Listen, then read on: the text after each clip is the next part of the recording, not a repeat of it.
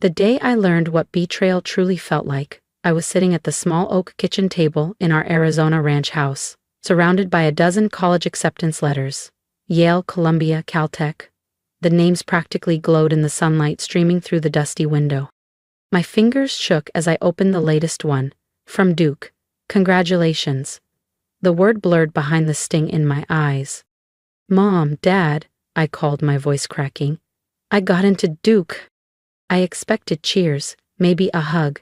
Instead, silence. Then came the soft patter of slippers on tile. My mother appeared in the doorway, her face unreadable. My stepfather trailed behind her, his arms crossed, jaw tight. I was 18 and I suddenly felt 10 years younger. That's impressive, Zoe, my mom finally said, her tone flat.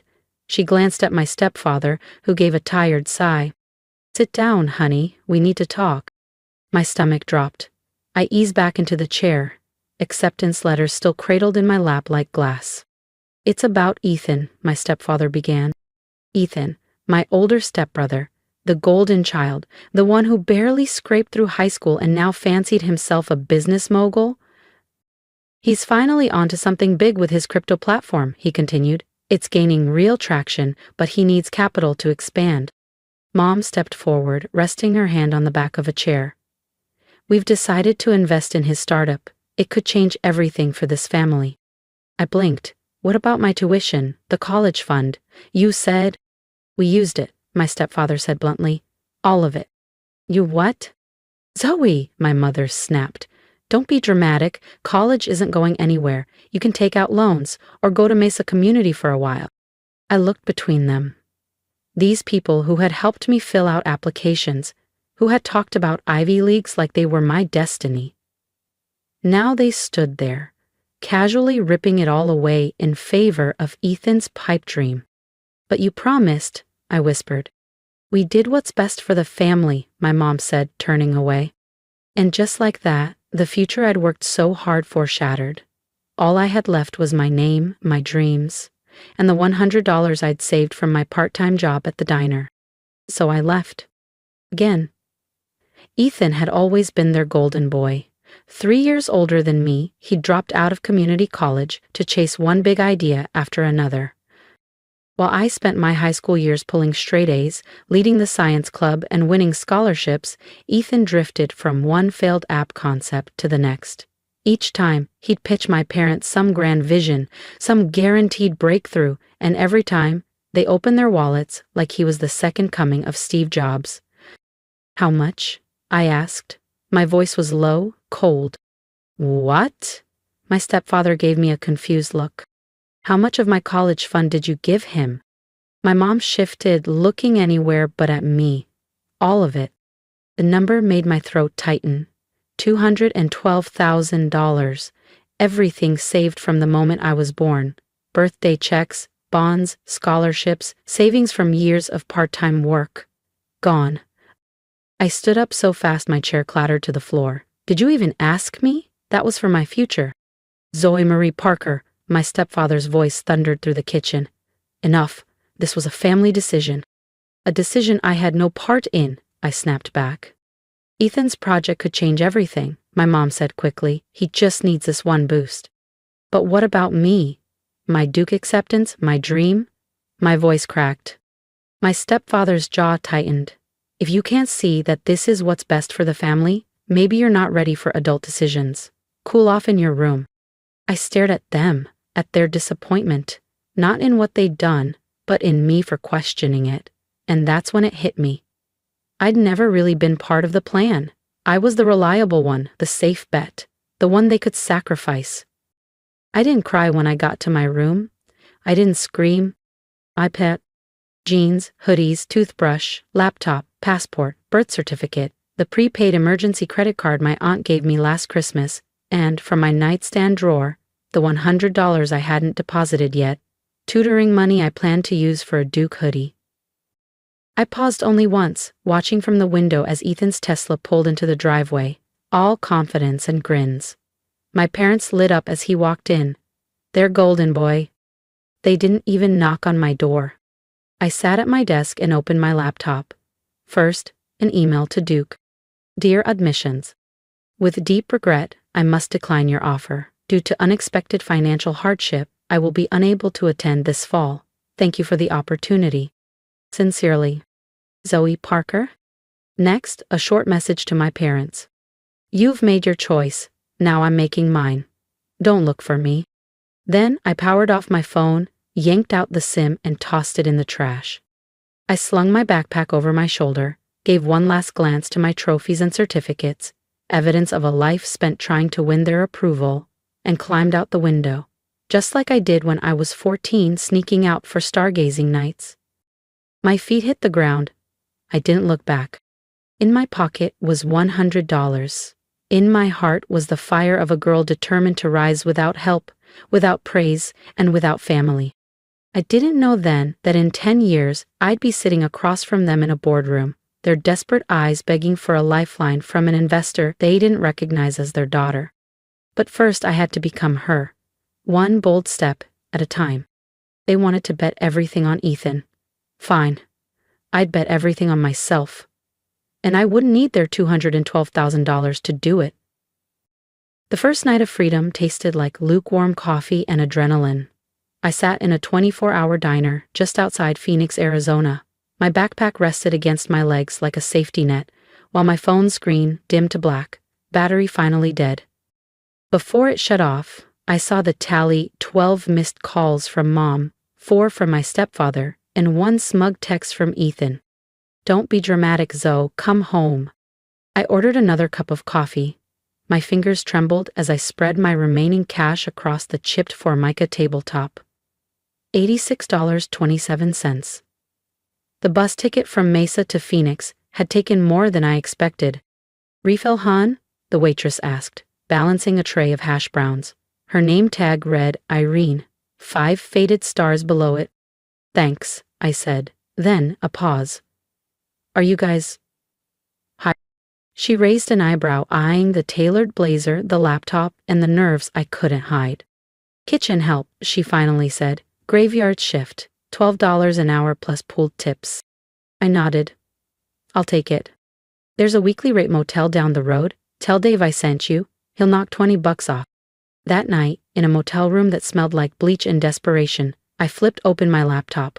My acceptance letter to Duke was still tucked into the side pocket of my bag, a relic of the life I'd left behind. As I stared at it, something sparked.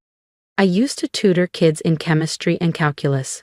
Wealthy families from Scottsdale who wanted to see results. I charged $60 an hour. They always came back for more.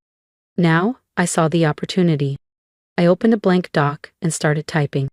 Clear path tutoring, elite academic coaching by a Duke-admitted scholar. I worked through the night. Using my web design skills from AP Comp Sci, I built a simple site, polished the wording, then spent $30 at a print shop down the block for business cards. For the next 6 months, I lived on 4 hours of sleep and 2 jobs. From 10 p.m. to 6 a.m., I scrubbed dishes and prepped orders at the diner, learning inventory, margins, and staff dynamics from Irene, who turned out to be a former accountant who bought the place after a divorce. From 9 a.m. to 5 p.m., I took on tutoring clients. My first was the son of a motel guest, struggling with AP Bio. Word of mouth spread like wildfire. Within weeks, parents from wealthier parts of town were paying me to drive out and coach their kids. They didn't care about my name. Zoe Parker became Z Carter. A fresh identity for a fresh start. By month 3, I was making more in a week than I had in a month at the diner. I quit the kitchen job, though I still dropped by every Sunday to help Irene with her books. She'd become my unlikely mentor.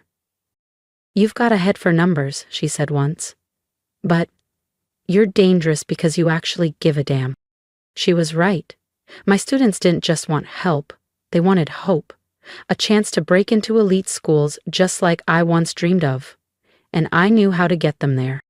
One afternoon, while helping a student draft a personal essay, his mom looked up from her phone and said, half joking, "If only I could clone you, every parent in Phoenix would pay for another you." That night, I couldn't sleep. Trust myself? No. But scale? Absolutely. I messaged a few peers, students who had deferred Ivy League admissions or were on gap years and needed income. I offered them 70% of client fees to work under my brand, using my methods and materials. I'd handle marketing, scheduling, and client outreach. Within 2 months, ClearPath Tutoring had 5 tutors. By month 6, we had expanded to Tempe, Flagstaff, and even Las Vegas. My first $100,000 came faster than I could have imagined, split between tutoring and smart investments in undervalued edtech stocks I learned about from clients' parents. I lived simply. Cheap rent, no car, no splurges. Every dollar went back into growth. One of my students was Lila Chen, daughter of Phoenix investor Jason Chen. One day during a break, I spotted an investor pitch deck on the kitchen table. "Dad's nervous," Lila said casually. "His company's running low on cash, and they can't find smart money investors." My eyes locked on to the first page. Phoenix Tech Solutions seeking strategic capital partnership. And just like that, I saw the next level. If you felt the sting of being underestimated and dreamed of turning it into your greatest strength, make sure to subscribe so you don't miss what Zoe does next. Because this story is just getting started. The new energy storage venture was collapsing under its own weight, but Ethan was in too deep to back out. It was eerily familiar. Energy storage, just like his last dozen revolutionary ideas.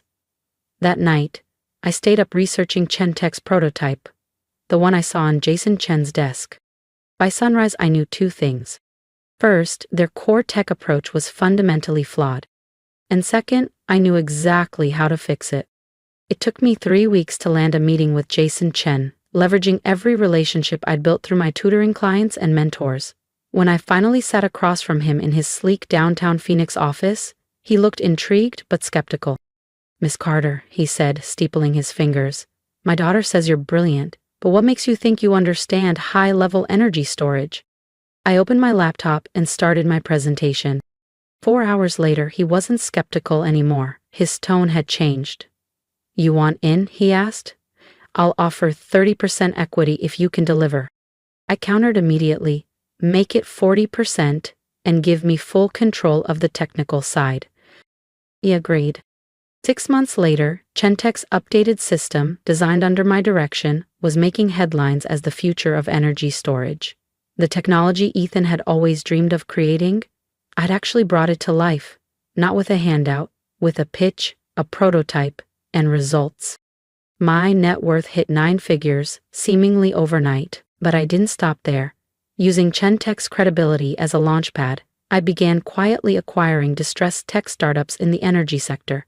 Each acquisition was made through layers of holding companies, trusts, and private capital networks. Zoe Parker disappeared from the business scene entirely. Z. Carter, founder of ClearPath Holdings, took her place. I moved from Phoenix to Los Angeles to San Francisco, always staying ahead of any family connections that might catch on. I didn't want their attention. Not yet. But I watched them. Through carefully planted contacts and private reports, I kept track of my family's slow collapse. Ethan's ventures failed, again and again. My parents sold properties to cover the losses.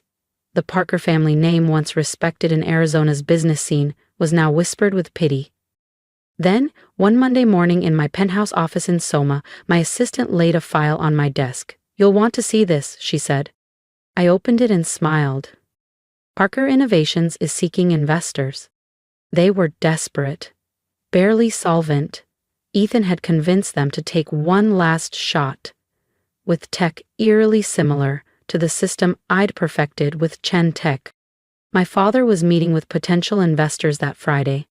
"Set a meeting," I said. "Use ClearPath Holdings. Let's see if they recognize the daughter they wrote off." The Parker office hadn't changed. Same steel and glass facade, same fake modern art, same receptionist who didn't even look up. But everything else had. I stepped through the doors in a tailored navy power suit. My heels echoed with confidence. 10 years ago, I left with $100 and a shattered dream. Now I was here to buy the company that threw me away. "Miss Carter," a young assistant greeted me. "They're waiting for you in the conference room. May I take your coat?" I handed it to her without a word. "Would you like coffee?" "Green tea, no sugar, steep it exactly 4 minutes," I said, not missing the irony. My mother used to roll her eyes at my obsession with precision. In the elevator, I took a breath. This was it. The doors opened, revealing my father, Gregory Parker, at the head of the long table, my mother beside him, still perfectly put together, though her smile didn't reach her eyes, and Ethan, arms crossed, legs stretched, eyes glued to his phone. Miss Carter, my father stood, offering a handshake. We've heard impressive things about your firm. I shook his hand, it trembled slightly. Let's begin, I said, sliding my laptop open and casting charts onto the screen. Your company's decline began almost exactly 10 years ago, tied directly to a string of reckless investments. Etone shifted, he recognized the tone, the logic, the precision. He just didn't recognize the woman delivering it. My mother's perfectly manicured fingers tapped a slow, nervous rhythm against the mahogany conference table. We took some calculated risks, my father said, trying to regain control. Calculated? I arched an eyebrow. Like investing $212,000 into an unproven energy storage concept? The room went silent. That number, the exact amount of my stolen college fund, hung in the air like a silent accusation. How did you? Ethan began, but the words died on his tongue. I rose and walked to the tall windows overlooking the city skyline. The same skyline I used to dream about from a secondhand dorm catalog I never got to use. Tell me, Mr. Parker, I said, not bothering to call him Dad. What would you say was your biggest business mistake? My father cleared his throat, perhaps expanding too quickly into high-risk markets. No, I said, turning to face them. Your biggest mistake was sitting in this very room 10 years ago, thinking your daughter would simply disappear. Color drained from my mother's face. Ethan's phone slipped from his hand and hit the table with a dull clatter. My father just stared. Something in his eyes shifting. Zoe, he whispered. Is that really you? I smiled. Hello, Dad, Mom, Ethan. Their stunned silence was everything I'd imagined and more. This is ridiculous, Ethan said, his voice shaky. You're Z. Carter? The founder of ClearPath? Actually, I said, sliding a document across the table, it's Zoe Parker Carter now. I legally changed it years ago. You'd know that if you'd ever truly looked for me. My mother blinked back tears. We did look. No, I interrupted. You waited a few weeks maybe.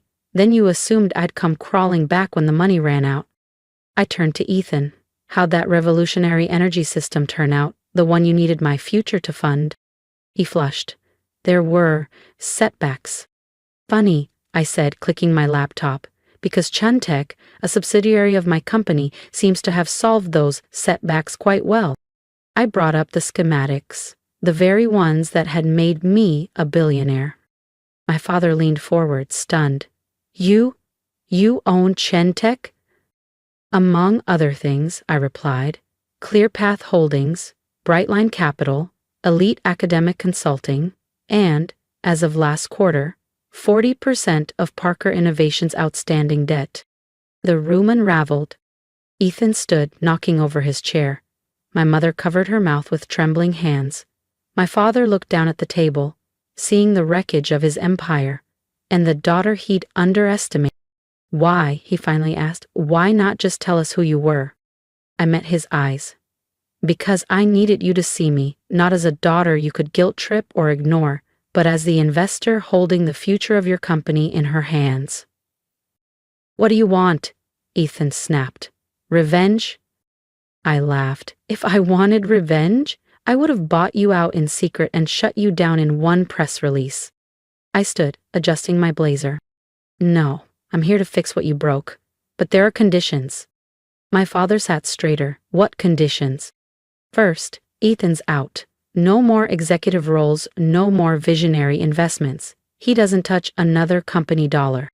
Ethan opened his mouth to argue, but Dad held up a hand. Continue. Second, you both retire. You've done enough damage. Parker Innovations needs new leadership, not nostalgia. My mother looked like she might faint. And third, I said softly, you admit that sending me away was the best thing you ever did, because everything I've built, I built without your money, without your name, and without your approval. Silence. My empire glowed behind me on the conference screen. My mother's eyes welled. Ethan finally understood the truth. Do we have a deal? I asked. My father gave a slow, heavy nod. We do, Miss Carter. Good, I said, gathering my things. Contracts will be delivered tomorrow. I paused at the door. Oh, and Mom? That community college you recommended? My foundation just donated a new science wing there.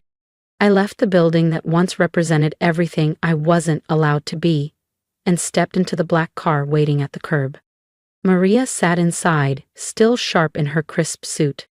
How'd it go? She asked, handing me a perfectly steeped green tea. Just like we planned, I said, smiling, though I think we'll leave the diner chapter out of the company biography. She laughed.